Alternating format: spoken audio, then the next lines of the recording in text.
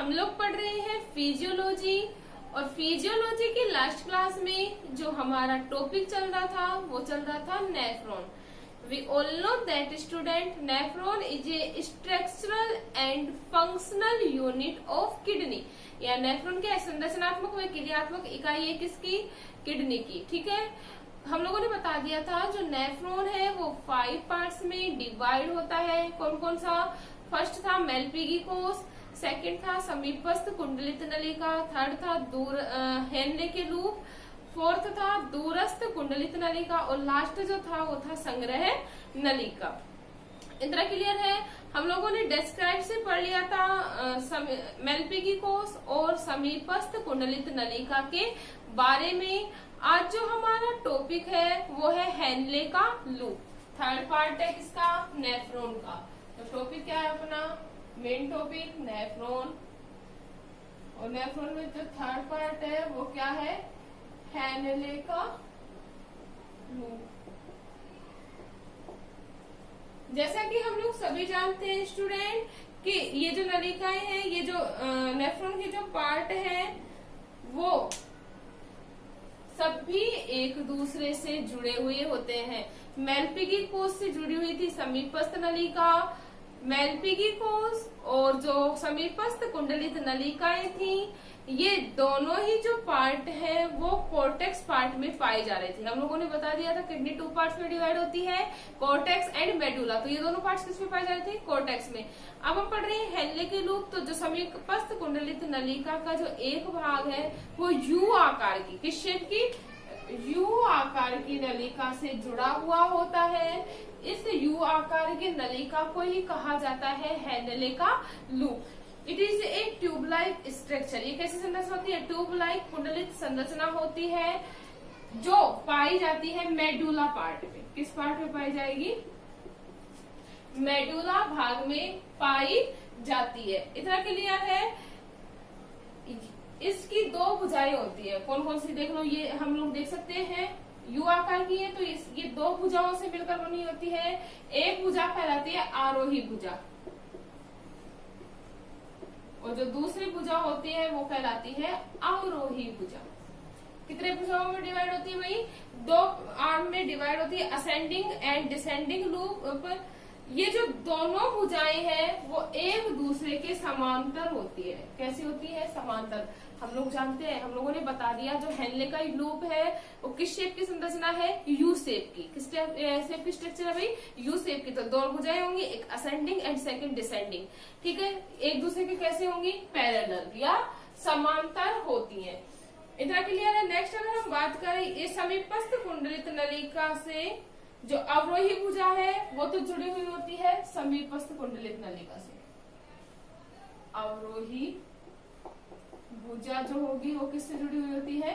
समीपस्थ कुंडलित नलिका से। समीपस्थ कुंडलित नलिका से जुड़ी हुई होती है। जबकि अगर हम बात करें आरोही भुजा की तो जो आरोही भुजा है वो जुड़ी हुई होती है दूरस्थ कुंडलित नलिका से। अवरोही भुजा तो किससे जुड़ी हुई होगी?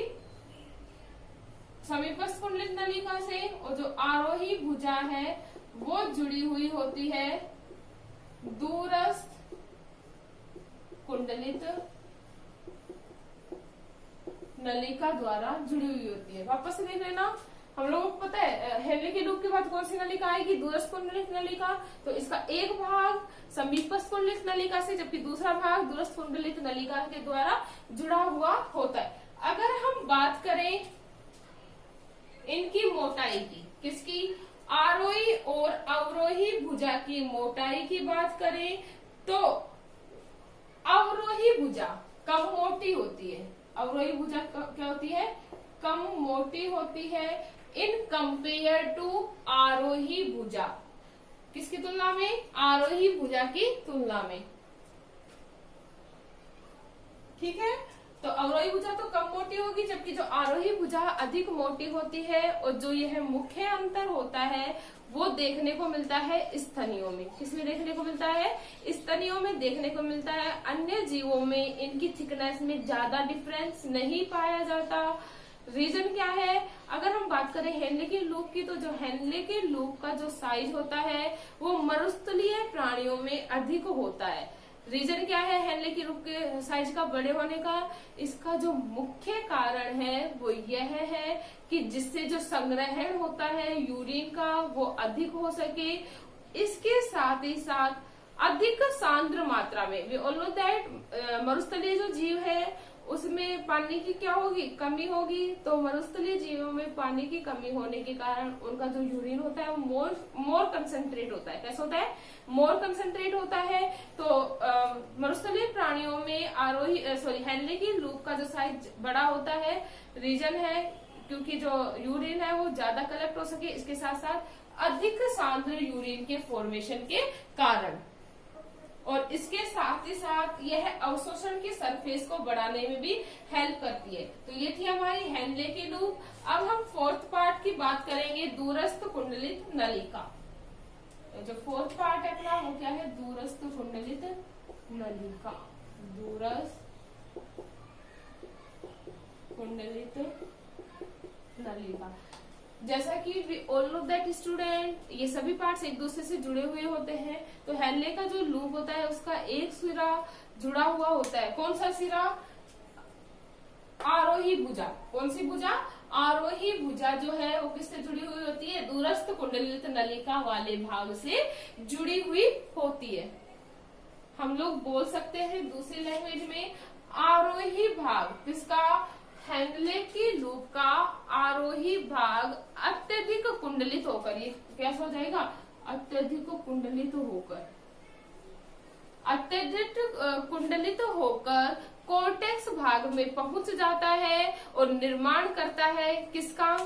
दूरस्थ कुंडलित नलिका का निर्माण करता है। दूरस्थ कुंडलित नलिका के निर्माण के साथ साथ इसका जो भाग होता है या इसका जो स्तर होता है वो घनाकार उपकला कोशिकाओं के द्वारा ढका हुआ होता है। किसके द्वारा? दूरस्थ कुंडलित नलिका का जो ऊपरी भाग होता है वो किसके द्वारा ढका होता है? घनाकार उपकला स्तर द्वारा। रीजन किसकी तरह? हम लोगों ने पढ़ा था समीपस्थ कुंडलित नलिका का भी जो आधारी भाग होता है या उसका जो भाग होता है वो किसके द्वारा जुड़ा हुआ होता है या किसके द्वारा ढका हुआ होता है? घनाकार उपकला स्तर के द्वारा। इसी प्रकार दूरस्थ कुंडलित नलिका का जो भाग होता है वो भी घनाकार उपकला स्तर द्वारा आवृत रहता है। लेकिन इनमें समीपस्थ कुंडलित नलिका और दूरस्थ कुंडलित नलिका में जो मुख्य अंतर होता है वो यह होता है कि समीपस्थ कुंडलित नलिका में हम लोगों ने पढ़ा था कि समीपस्थ कुंडलित नलिकाओं में सूक्ष्म रसांकुर पाए जाते हैं। क्या पाए जाते हैं? सूक्ष्म रसांकुर पाए जाते हैं जो अवशोषण की सरफेस को क्या कर रहे थे? इनक्रीज। जबकि अगर हम बात करें दूरस्थ कुंडलित नलिका की, तो दूरस्थ कुंडलित नलिकाओं में सूक्ष्म रसांकुर क्या होते हैं? एब्सेंट होते हैं, इसलिए यहाँ इस सरफेस के ऊपर ज्यादा अवशोषण नहीं होता है। और जो दूरस्थ कुंडलित नलिका है इसका जो मेन फंक्शन होता है वो उत्सर्जी पदार्थों को सीक्रेट करने का या श्रवण करने का क्या करता है? कार्य। ये मेन फंक्शन है किसका? दूरस्थ कुंडलित नलिका का। अब हम लास्ट बात करेंगे संग्रहण नलिका। इतना क्लियर है? तो नेक्स्ट अपना क्या है? Fifth part and last part of nephron, वो क्या है? संग्रहण नलिका। तो जो दूरस्थ कुंडलित जो नलिकाएं होती हैं अंत में, दूरस्थ कुंडलित नलिकाएं जो होती हैं वो संख्या में बहुत अधिक होती हैं। अंत में किसमें खुलती हैं? संग्रह नलिका में। किसमें खुलेंगे भाई? संग्रहण नलिका में खुलती हैं। या हम लोग बोल सकते हैं it is the last part of nephron. यह क्या होता है? नेफ्रॉन का सबसे अंतिम भाग होता है जिसमें दो या अधिक दूरस्थ कुंडलित नलिकाएं आकर खुलती हैं। इसके साथ ही साथ अगर हम बात करें इसकी जो कोशिकाएं होती है संग्रहण नलिका की, वो स्तंभाकार, यह भाग जो होता है वो स्तंभाकार सेल्स द्वारा, स्तंभाकार कोशिकाओं द्वारा क्या रहता है? आवृत रहता है। और अगर हम बात करें संग्रहण नलिका का जो मेन कार्य होता है वो फिल्ट्रेशन के बाद भी अगर पानी की कुछ मात्रा इम्पोर्टेंट यूज है इसका किसका संग्रहण नलिका का कि क्या होता है कि अवशोषण के बाद या निस्यंदन के बाद जो पानी बचता है उसको अवशोषण करने का जो मुख्य कार्य किया जाता है वो किसके द्वारा किया जाता है, संग्रहण नलिकाओं के द्वारा। इसके साथ ही साथ इसका जो सबसे इम्पोर्टेंट जो फंक्शन होता है वो यह होता है, इसका हम नाम ही क्या है, संग्रहण नलिका। क्या होता है नाम है, संग्रहण नलिका। जैसा कि बेसिकली नाम है, हम लोग नाम से ही मीनिंग निकाल सकते हैं। संग्रहण का होगा स्टोर करना, संग्रहण का मीनिंग क्या होगा, स्टोर करना।